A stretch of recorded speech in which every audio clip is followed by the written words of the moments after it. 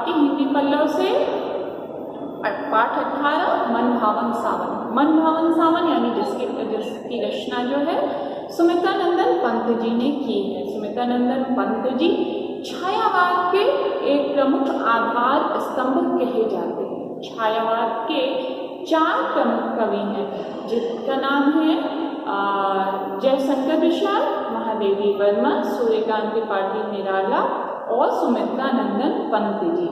सुमित्रानंदन पंत को प्रकृति से बहुत ही गहरा लगाव है। प्रकृति से गहरा लगाव होने के कारण इनके कविताओं में, इनके गीतों में जो है वह प्रकृति से संबंधित कविताएं इन्होंने ज़्यादातर लिखी हैं। आइए इनके दिए गए जीवन परिचय को हम एक बार पढ़ते हैं जो आपकी पुस्तक में दिया गया है। कवि सुमित्रानंदन पंत का जन्म 20 मई 1900 को अल्मोड़ा के निकट कसौनी नामक ग्राम में हुआ था।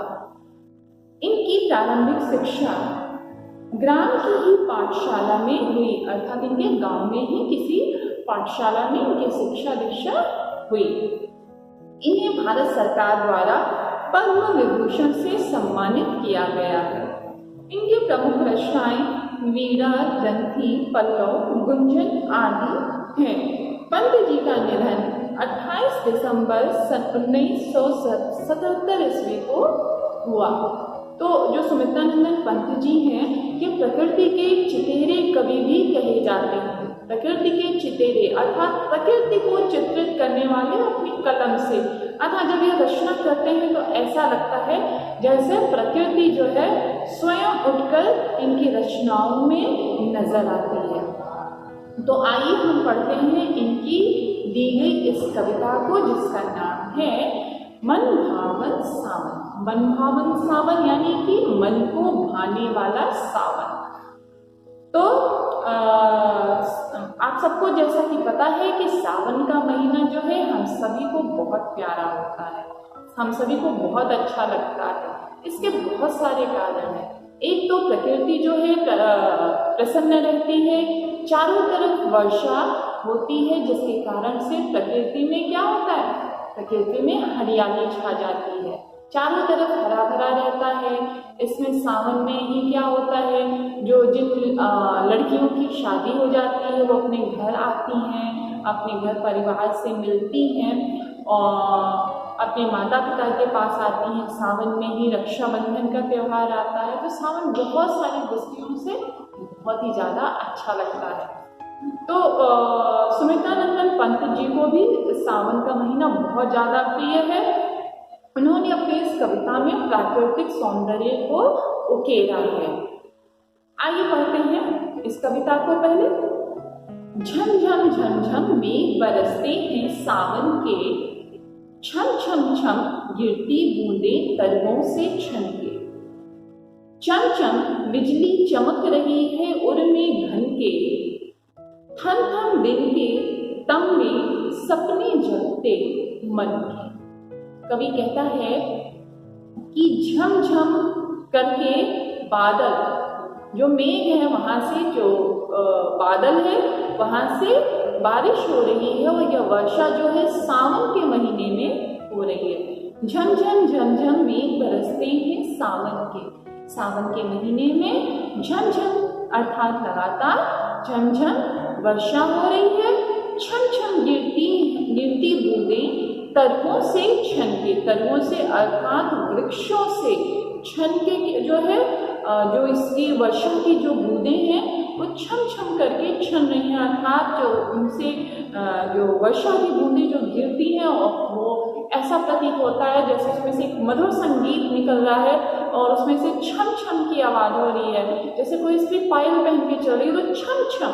अर्थात यहाँ पे कवि की कल्पना है कि जो वर्षा की बूंदें हैं वो नृत्य कर रही हैं। छम छम गिरती बूंदें तरवों से छन के, वृक्षों से छनकर छम छम की आवाज निकालती हुई वर्षा की बूंदें गिर रही हैं।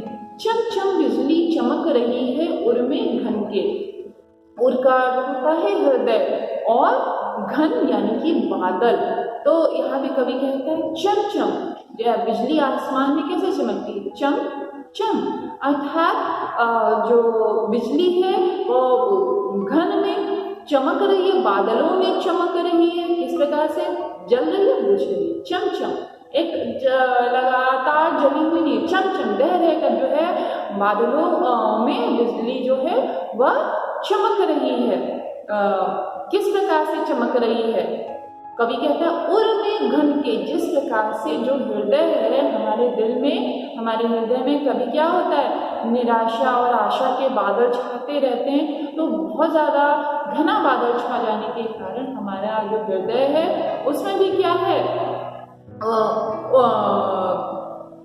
उसमें जिस प्रकार से सूर्योदय होता है उसी प्रकार से हमारे हृदय में भी क्या कहता है, उर में घन के, जो उर में हमारे हृदय में जो कभी कोई बादल, इस पर अंधकार रूपी बादल आ जाता है, उसमें से जो आशा की किरण जो निकलती है वही क्या है, उसी प्रकार से यह बिजली जो है चमक रही है। और कभी क्या डिफाइन करता है कि थम थम दिन के तम में सपने जगती मन के, दिन में जिस प्रकार से सूर्य के बादलों के बीच में लुका छिपी का खेल चलता रहता है, कभी बादल में सूर्य छिप जाता है, कभी निकल जाता है, उसी प्रकार से क्या होता है, थम थम यानी रुक रुक कर दिन के तम में सपने जगते मन के, दिन के तम में, तम यानी अंधकार, दिन के जो दिन है उसमें जो बादल जो निकले हुए हैं वो क्या है, उसमें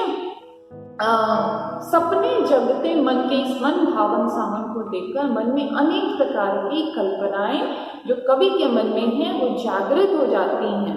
ठीक, अर्थात जिस प्रकार से प्रकृति, कहने का तात्पर्य है कि इस प्रकार से प्रकृति में कभी सूर्य जो है बादल में छुप जाता है, कभी निकलता है, कभी अंधेरा आता है, कभी उजाला होता है, उसी प्रकार से हमारे हृदय में भी कभी अंधेरा उजाला होता है प्रकृति के प्रसन्न रहने पर। अर्थात जो सावन का महीना है, सावन है, इसके आ जाने से क्या है कि हमारे हृदय में आशा का संचार होता है। ठीक,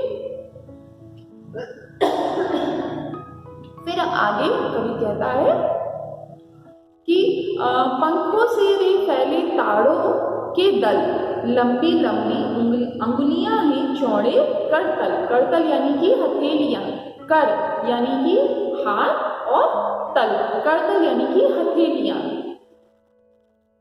तड़ तड़ पड़ती धार वारी की उन पर चंचल, टप टप झरती कर मुख से जल बूंदे झलमल। कवि क्या कहता है, कवि कहता है कि पंखों से रे फैले फैले तारों के दल, जो ताड़ के वृक्ष होते हैं इनके जो पत्ते हैं, कवि कल्पना करता है कि यह इस प्रकार प्रतीत होते हैं जैसे बड़े बड़े पंख हों। फैले ताड़ों के दल, जो ताड़ के जो वृक्ष हैं वो जो उनकी जो लंबी कतारें हैं और उनके जो बड़े बड़े जो पत्ते हैं उनके, उसके पत्ते बड़े बड़े हैं, तो कभी को ऐसा लगता है जैसे उनके पंख हों, पंखों से रे फैले, उनके पंख हों, वो लंबी लंबी अंगुलियां हैं चौड़े करतल। और कभी को वह ऐसा देखकर उसकी जो ताड़ का जो पत्तियां होती हैं, खूब बड़ी सी उसकी पत्तियां होती हैं और उस गोल नहीं होती हैं उसकी पत्तियां, पत्तियों का क्या होता है, ये ऐसे ऐसे ऐसे वो निकली रहती हैं। ठीक, इस प्रकार से निकली रहती हैं। तो कवि को वो देख के ऐसा प्रतीत होता है जैसे करतल, उनके हाथों की अंगुलियां हों। ठीक, लंबी लंबी अंगुलियां हैं उनके, वो लंबी लंबी अंगुलियां निकल आई हों, चौड़े करतल, और उसकी जो हथेली है वो बहुत ज्यादा चौड़ी है। तड़ तड़ पड़ती धार वारी की उन पर चंचल, टप टप झरती कर मुख से जल बूंदे झलमल। कवि कहता है तड़ तड़, जो वर्षा के बूंदों के गिरने की जो ध्वनि है वह तड़ तड़ करती हुई प्रतीत हो रही है, और उसकी जो धार है यानी कि क्या कहना, तड़ तड़ पड़ती धार वारी की, वारी यानी कि जो वर्षा है, क्या है, वारी की उन पर चंचल, चंचल जो वर्षा की जो बूंदे हैं वह तेजी से गिर रही हैं, तब उनकी जो निकलने वाली जो ध्वनि है कभी उसको तड़तड़ की संज्ञा देता है कि वो जिस प्रकार से गिर रही है तड़तड़ यानी कि तीव्र गति से गिर रही है। टप टप झड़ती कर मुख से जल बूंदें झलमल, और टप टप करती हुई वह उनके मुख से जो वो जल की बूंदें वो झलमल करते हुए, अर्थात क्या है कि उसमें से एक प्रकार का वो झिलमिलाहट सी दिखाई दे रही है। तो कवि को ऐसा प्रतीत होता है कि वो बहुत तेजी से गिर रही हैं और टप टप गिरती हुई जब वो मुख के पास से गिरती हैं उनकी बूंदें झलमल करती हुई, तो कवि को वो झिलमिलाती हुई अर्थात एक कह सकते हैं जैसे चांदी के तार हो वो गिरते हुए प्रतीत होते हैं। वो कौन? वर्षा की बूंदें। वे सब कुछ जो है कवि जो है वो कल्पना कर रहा है। फिर आगे कवि कहता है नाच रहे पागल वो ताली दे दे चल दल झूम झूम से नीम हिलाती सुख से विह्वल, विह्वल यानी व्याकुल होना। ठीक, हर सिंगार झरते बेला कली बढ़ती प्रतिपल, हसमुख हरियाली में खगकुल गाते मंगल। खगकुल यानी पक्षी परिवार, जितना भी पक्षियों का परिवार है वह सारे पक्षी जो है वर्षा ऋतु के आने से अत्यंत प्रसन्न हो जाते हैं। वो सब क्या करते हैं? प्रसन्नता का कारण वो गीत गाने लगते हैं। आपने कभी भी पक्षियों की क्या है, पक्षियों की आवाज और सारे मौसम में नहीं सुनी होगी, लेकिन जो कीट पतंगे और पक्षी हैं उन सब की आवाज जो है वो सब वर्षा ऋतु में ही सुनाई देती है। तो कवि क्या कहता है, अब सबके सब नाच रहे पागल को ताली दे दे चल दल। जितने भी प्राणी हैं वो सब क्या करते हैं? ताली दे देकर नृत्य कर रहे हैं। झूम झूम से नीम हिलाती सुख से विह्वल, जो नीम के जो वृक्ष है वह क्या कर रही है? वो खूब झूम रही है। क्यों? क्योंकि बहुत ज्यादा बारिश हो रही है। नीम का वृक्ष बड़ा होता है, मोटा होता है, उसको ढेर सारे जल की आवश्यकता होती है, तो उसको ढेर सारा जल प्राप्त हो रहा है। तो यहाँ पे कवि कल्पना करता है कि वो जब हवा और बारिश की वजह से खूब तेज से वो नीम का पेड़ हिल रहा है, तो कवि को ऐसा लगता है जैसे खूब झूम झूम के अपने क्या कर रही है? अपने आप को हिला रही है, झूम झूम सिर हिलाती है, अपना सर हिला रही है और सुख से विह्वल, सुख से व्याकुल होगा। मतलब उसको कितना ज्यादा अनुपम, कितना सुख प्राप्त हुआ। कितने दिनों से जो धरा थी वो तप रही थी, उस तपती धरा में वह वृक्ष भी तप रहा था, वह वृक्ष भी जल रहा था। परंतु सावन के आ जाने से इन सबको क्या हुआ? इन सबको हर्ष प्राप्त होता है, उन सबको खुशी होती है, तो वो सुख से व्याकुल हो जाते हैं, अर्थात सुख की प्राप्ति होती है। किसको? नीम को कहने का तात्पर्य है कि इस धरती पर जितने भी पेड़ पौधे हैं वह उन सबको तृप्ति होती है, उन सबको जल प्राप्त होता है, वह सब वर्षा के आने से खुश हैं। ठीक, चाहे वो ताड़ का वृक्ष हो, चाहे वो नीम हो, चाहे वो खगकुल परिवार हो, सब वर्षा के आने से प्रसन्न है। आगे कवि कहता है हर सिंगार झरते बेला कली बढ़ती पल प्रतिपल। कवि कहता है कि हर सिंगार के जो फूल हैं वह वर्षा की वजह से अपने वृक्षों पर से झर के नीचे गिर रहे हैं, और बेला की कलियां जो हैं, उनकी लताएं जो हैं वर्षा के आ जाने से पल प्रतिपल वह निरंतर तीव्र गति से बढ़ रही हैं। ठीक, फिर आगे कहते हैं हसमुख हरियाली में खगकुल गाते मंगल।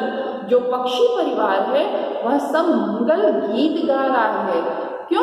क्योंकि चारों तरफ वर्षा की वजह से हरियाली छा गई है, इसलिए सब के सब जितने भी खगकुल परिवार हैं, जितने भी आपके कहते हैं कि पक्षियों का परिवार है, वह सब मंगल गीत गा रहा है। फिर आगे कवि कहता है, अभी तक क्या कहता है? सबसे ऊपर कवि ने कहा कि वर्षा का वर्णन करता है कि छम छम करते हुए जो वर्षा की बूंदें हैं कि नृत्य कर रही हैं, छम छम करके वह उनकी बूंदें गिर रही हैं, अर्थात एक ध्वनि की निकल रही है जिस ध्वनि की आवाज पायल की झनकार की तरह है, छम छम करके है। फिर आगे कहता है कवि ताड़ के वृक्षों का वर्णन करता है कि वो अभी खुश होकर अपने पंख को खुशी से फैला रहे हैं, या तो उसमें वो नहा रहे हैं, जो भी चीज कर रहे हैं। फिर परंतु वो सब के सब बहुत लंबे लंबे ताड़ के वृक्ष, वो सब अत्यंत वर्षा की वजह से प्रसन्न हैं। फिर क्या कहता है कि नीम के वृक्ष का वर्णन करता है। नीम का तात्पर्य है कि सभी धरा पर जितने भी वृक्ष हैं, जितने भी पेड़ पौधे हैं, वह सब जो है अत्यंत प्रसन्न हो गए हैं, क्योंकि सावन का महीना आ गया है। तपती हुई धरा जो शांत हो गई है, सबकी प्यास बुझ गई है, चारों तरफ हरियाली छा गई है, सभी खेतों में सभी जगह पानी पहुंच रहा है। ठीक, फिर आगे कहता है कवि कि फिर कहता है कि पूरा पक्षी परिवार प्रसन्न है। अब कवि क्या कहता है? अब कवि कहता है दादुर टर टर करते झिल्ली बजती झन झन, यानी कि यहाँ पे कवि क्या कहता है कि जो कीट पतंगे बिल्कुल से छोटे छोटे वो कीड़े मकोड़े जिसको हम कहते हैं, वह भी वर्षा के आ जाने से अत्यंत प्रसन्न है। चाहे वो कीट पतंगे हों, चाहे वो मेढक हो, चाहे वो पक्षी हो, सब वर्षा ऋतु के आने से प्रसन्न हो जाते हैं। तो जो मेढक जो है वह भी अब उस समय बोल रहा है, यानी कहने का तात्पर्य है कि एक कीट पतंगे, मेढक, ये सब केवल इन सब की ध्वनियाँ जो हैं हम पूरे वर्ष भर कभी नहीं सुनते, लेकिन हम सावन के महीने में हम सभी कीट पतंगों की आवाज़ हम सुनते हैं। रात में झिंगुर बोलता है, आवाज़ सुनाई देती है ना, कि वो कैसे झिंगुर बोल रहा है, कैसे कीट पतंगे बोल रहे हैं। अलग अलग तरह की चिड़िया की आवाज़ें आने लगती हैं, कोयल की गूंज हो जाती है। तो उस समय जो है मेढक भी बोलने लगता है। कब? सावन के महीने में। दादुर टर टर करते झिल्ली बजती झन झन। दादुर जो है अर्थात मेढक जो है वह भी टर टर करके बोलने लगे हैं, और झिल्ली अर्थात झींगुर भी प्रसन्न होकर वह भी झन झन की आवाज निकालकर बोलने लगा। म्याऊ म्याऊ रे मोर प्यू प्यू चातक के गण, उड़ते सोन बलाक आद्र सुख से कर क्रंदन। कहते हैं कि जो मोर है वह भी क्या वो भी आवाज निकाल रहा है, वो भी म्याऊ म्याऊ की आवाज निकाल रहा है। और जो चातक अर्थात जो चातक पक्षी है, चकोर जिसे हम कहते हैं, चातक पक्षी है, वह भी क्या है, उनका समूह भी, गढ़ लिखा है ना, चातक के गढ़, जो उनका समूह है वह भी प्यू प्यू की आवाज निरंतर निकाल रहा है। वो एक किंवदंती है कि जो चातक जो चकोर जो पक्षी होता है उसे प्यू प्यू बोलता है, अर्थात पिया पिया बोलता है, अर्थात वो किसको पुकारता है? अपने प्रिय को पुकारता है। ठीक, तो जो चातक और चातक का गण बोल रहा है, यानी कि पूरा का पूरा समूह ही बोल रहा है, क्या प्यू प्यू की आवाज निकाल रहा है। उड़ते सोन बला, सोन बला यानी कि सुनहरा बगुला उड़ते हुए नजर आता है। आद्र सुख से कर क्रंदन, क्रंदन क्रंदन यानी कि रुलाई, आद्र सुख से, आद्र यानी कि गीला, तो कभी कहते हैं सुख से क्रंदन कर रहे हैं, सुख की आवाज जो है वो बहुत सबके सब बहुत ज्यादा प्रसन्न हो चुके हैं, बहुत ज्यादा सुखी हो चुके हैं, और इस वजह से उनका क्रंदन सुनाई दे रहा है, अर्थात उनका जो शोर है, उनकी जो आवाज है वह सुनाई दे रही है। घुमड़ घुमड़ घिर मेघ गगन से में भरते गर्जन, जो बादल जो है वो चारों तरफ जो है पूरे आसमान में घुमड़ घुमड़ कर छा जाते हैं। मेघ गगन में भरते गर्जन, और क्या करते हैं? आसमान में गर्जना करने लगते हैं, एक दूसरे से टकराने लगते हैं, और क्या होता है? और उनकी गर्जना चारों तरफ फैल जाती है। ठीक, यानी कि सबके साथ साथ क्या है?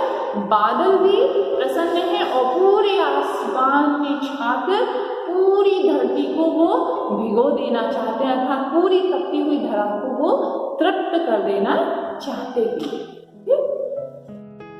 आइए आगे बढ़ते हैं। आगे है रिमझिम क्या कुछ कहते बूंदों के स्वर।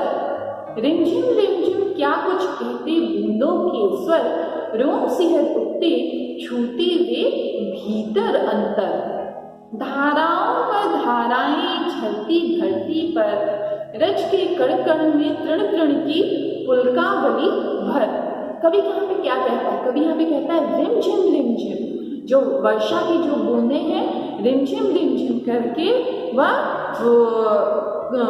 बरस रही है, और कहते कि देखो ये इनके जो स्वर है वो क्या कहते हैं, कुछ कहते बूंदों के स्वर, ये इन बूंदों के जो स्वर हैं ये कुछ न कुछ कहते हैं। कैसे? देखिए शुरू में कवि जो है पहले 4 लाइनों में ही क्या कहता है? झम झम मेघ बरसते, छम छम गिरती बूंदें, चम बिजली चमक रही, थम दिन के तम में। फिर क्या है? मतलब कि जो ये वर्षा की बूंदें हैं विभिन्न प्रकार की ध्वनियां निकाल रही, कभी तड़ करके गिर रही हैं, कभी रिमझिम फुहारों के साथ गिर रही हैं, कभी ये झमझम की आवाज निकाल रही है, तो कभी छम की आवाज निकाल रही है। तो इस वजह से कभी कहते हैं देखो सुनो, ये जो वर्षा की बूंदें हैं इनके स्वर जो है कुछ कह रहे हैं। रोम सिहर उठते छूते हुए भीतर अंतर, जो रोम है अर्थात जो मनुष्य का जो रोमा है, जो रोम है वो सिहर उठता है, वो मतलब बिल्कुल से पुलक उठता है, खुश हो जाता है, प्रसन्न चित्त हो जाता है। छूते हुए भीतर अंतर, और ये जो वर्षा की बूंदें ये जो बाहर गिर रही हैं, जो धरती पर गिर रही है, सिर्फ धरती पर नहीं गिर रही है, ये अंतर मन को छूती हैं, अर्थात सिर्फ ये बाहर की धरती को ही गीली नहीं कर रही है, ये हमारे अंतर मन को भी गीला कर रही है। अर्थात जो हमारा अंतर मन जो सूख चुका था वह भी क्या है, अब वो भी तृप्त हो गया है इन सावन की बूंदों के कारण। क्यों, कैसे तृप्त हो गया है? जैसे चारों तरफ जलती हुई धरा को देखकर मनुष्य बिल्कुल से परेशान हो जाता है, घबरा जाता है, तो यहाँ पे कवि क्या कहता है? यहाँ पे कहता है कि वह सुख का आनंद प्राप्त कर रहा है। कौन? हमारा अंतर मन, हमारा अंतर हृदय उस आनंद प्राप्त कर रहा है इन वर्षा की बूंदों के गिरने से। क्यों, कैसे आनंद उसको प्राप्त होता है? उसको आनंद प्राप्त होता है, चारों तरफ हरियाली छाई हुई है, सब खुश हैं, सब प्रसन्न हैं, चाहे पक्षीगण हो, चाहे कीट पतंगे हो, चाहे मनुष्य हो, चाहे कोई भी हो, सबके सब प्रसन्न है। इस वजह से कहता है कवि की अंतर मन को सुख प्राप्त होता है। धाराओं पर धाराएं झरती धरती पर, कवि कहता है कि धाराओं पर धारा रुक नहीं रही है, जो वर्षा के जो बादल है वो निरंतर बरस रहे हैं। धाराओं पर धाराएं झरती धरती पे, और यह जो धरा जो है धरती पर गिर रही है, कौन? वर्षा की बूंदें, और यह धरती जो है तृप्त हो रही है। रज के कण कण में, रज यानी धूल, रज के कण कण में, मिट्टी के कण कण में तृण तृण की पुलकावली भर, जो तृण घास के तिनके में यह क्या कर रही है? रोमांच भर रही है। यह मतलब किसी एक को तृप्त नहीं करती। हम मनुष्य जो है क्या करेंगे?